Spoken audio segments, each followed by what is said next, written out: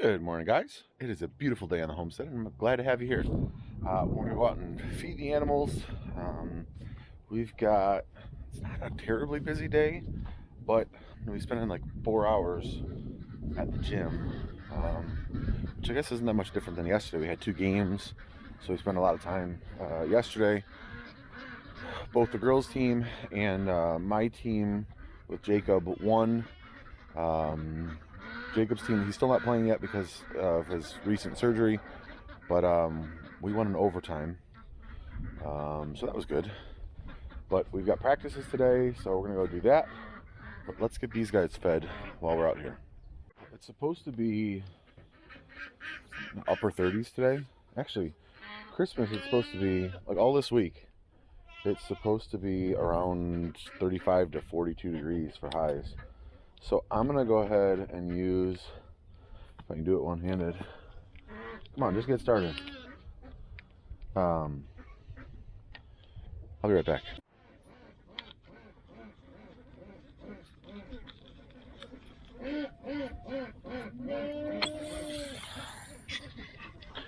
I'm gonna go ahead and use this hose to fill up the trough rather than using 5-gallon buckets. But yeah, no white Christmas for us this year. It's supposed to be warm, which will be nice because kids like to, can't say it because they might demonetize it, but they like to hit those things down there with on Christmas Day. So let's feed the rest of the animals. Be right with you. Hold on. Let's let these guys out. There you go. Come on. Come on.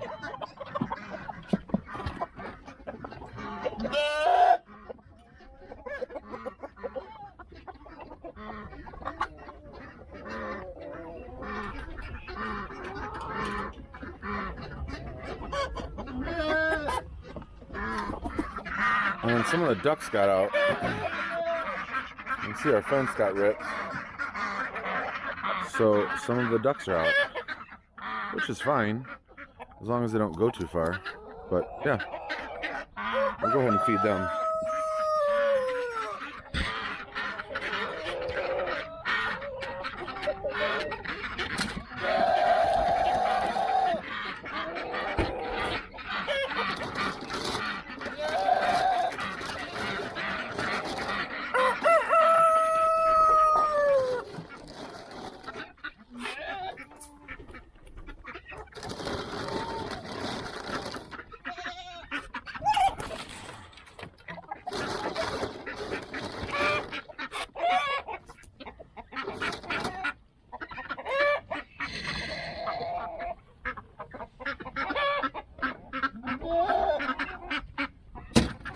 See the alfalfa cubes. The animals have actually taken to eating them now. When I first started giving them, I didn't want to have anything to do with them, but now they'll eat them. One thing you have to worry about with the hose is not letting it overflow like that. Oops. Okay, let's feed these guys.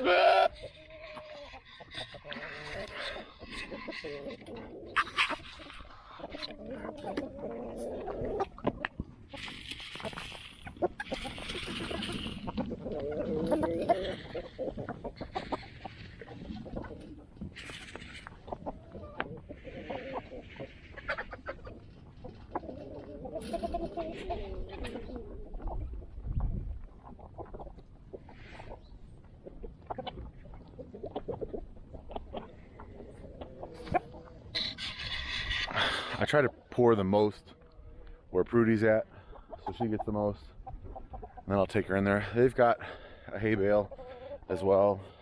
The other thing you need to do when you're using a hose, make sure you pull it out and drain it without any kinks in the hose. So it should go ahead and drain all the way out now. Maybe it's already drained. No, there it comes. Yeah, so you just want to make sure it's drained out. But yeah, let's go feed the pigs and we'll be done.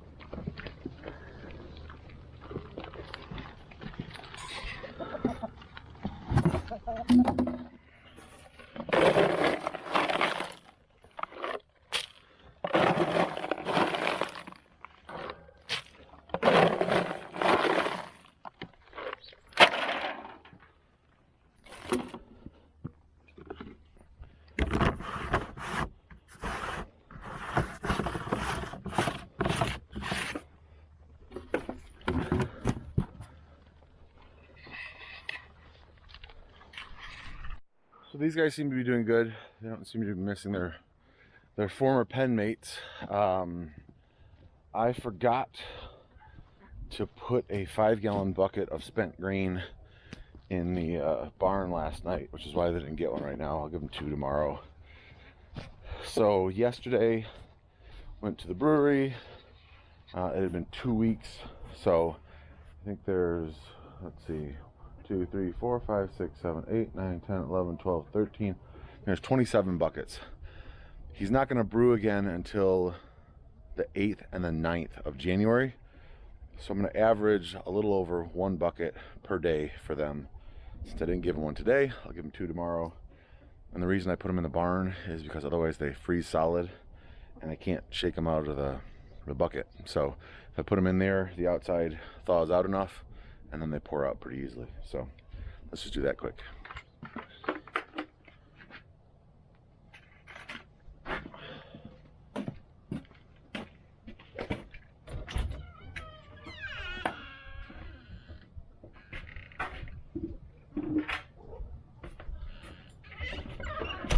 For chores this morning, like I said, we gotta get ready for basketball practice, and then I think Jacob is going with a friend to Greenfield Village. It's a historical park. I think they're going to be going caroling later, which will be fun. Did want to mention, with the weather like this, I've been trying to be a little bit more cognizant of, if we were to get stuck in the ditch, could I get us out? Would I have the equipment that I needed that I could get ourselves out, or if a car came by, you know, I would have the stuff that they wouldn't need to have anything. I could already have it set up. Car or truck pulls by, they can yank me out quick. So I've been working on that. This I've showed you guys before. This is what I call my trailer slash towing bucket. And this is mostly for tying things down on the trailer. It's not for like pulling a vehicle out. Like this little winch right here and this hand crank, they're not heavy duty. I mean, they could maybe do 1,500 pounds, but not a whole vehicle. I mean, I guess it'd be a small vehicle. But this would be more like I needed to crank something up onto the trailer, tow strap if I needed it. But most of this is ropes, trailer lights, stuff like that. I'm working on getting some stuff in the into my van. I can show you guys quickly. If you've watched the channel for a while, you know I keep a large, I call it like a toolbox. It's one of those giant toolboxes. I'll show you quick. We're not going to go through everything. But yesterday, when I got home from picking up the spent grain buckets, kind of went through it just to see what we had, and it was, I think the kids had kind of taken some stuff out of it and put some stuff into it, so it wasn't very well organized. So it's a mobile job box. That's it right there. I can show you real quick. So one of the things that I got is I got this D-ring shackle that you just put on here, so I could tie a rope to this more easily, hook something onto it. I already had this trailer hitch, not receiver, but and then in my bucket here, I don't know if I'll be able to get to this quickly. So in here I've got, you know, everything I need. Let me pull it out and I'll show you real quick. So I have, and one of the things I have in here is blankets, like wool blankets, tarps, so that if I need to lay down on anything, I could do that. The hitch that I normally keep on the trailer, I put in here. You guys can probably see right here. So I just set it on a tarp in here. There's towels in there. There's a med kit, jumper cables. This is more like a tree saver tow strap. You'd wrap around a tree and then. But I was watching a video by Mark Rober. Oh, here's another thing. I'll show you this quick. It's a wedge pump. So you put it in a car window and you pump it up and it puts a gap in the window, and then you put this wedge in, and then you have some sort of bar or something that you can unlock a car with. I've actually had to help people get in their cars before with that, so I'm not a thief, but you could buy these online. Mark Rober was talking about snatch blocks. If you don't watch Mark Rober's channel, you really should. I think he only makes 12 videos a year, but he's a former NASA engineer. Cool dude. But this is a snatch block. So it comes apart like this. It rotates apart like that, so you can put your rope in there. And then I could clip this onto the D-link or this clip here, and then you can use the power of pulley and the power of mechanical advantage.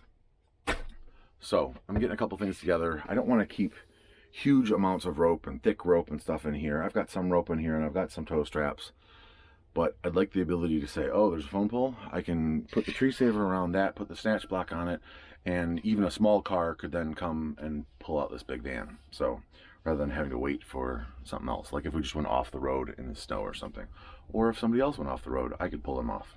So someday, there's tools over here. Someday I'll go through this. If you guys are interested, let me know. I'll go through the whole workbox, show you what I've got in it, and talk about why I have it in it. I've got more wool blankets than most people probably would, but I've got more kids than most people probably do. So anyway.